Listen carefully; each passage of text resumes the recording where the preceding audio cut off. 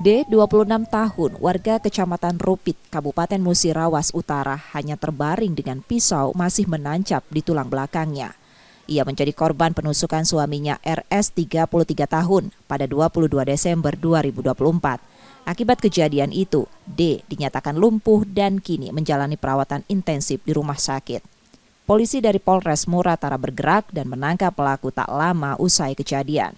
Pelaku mengaku kesal karena korban menolak memberikan uang untuk bermain judi online. Pelaku bilang pada polisi ia juga marah karena korban sering memprotes kebiasaannya berjudi. Kala bermain judi online, kemudian bermaksud untuk meminta uang kepada istrinya untuk top up kembali terhadap judi online tersebut. Namun istrinya marah-marah bahkan mengancam untuk meninggalkan pelaku. Nah, kemudian pelaku ini mengambil pisau dari kamar, di lemari, kemudian sempat duduk dulu di ruang tamu. Namun karena istrinya mengomel terus, akhirnya tidak tahan, kilap mata dia tusuk dari belakang. Hasil pemeriksaan urin menunjukkan pelaku positif narkoba. Kini pelaku ditetapkan sebagai tersangka dan ditahan di Polres Muratara.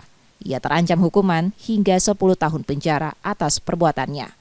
Reski Oktora, Muklas Diferensial, Kompas TV, Palembang, Sumatera Selatan.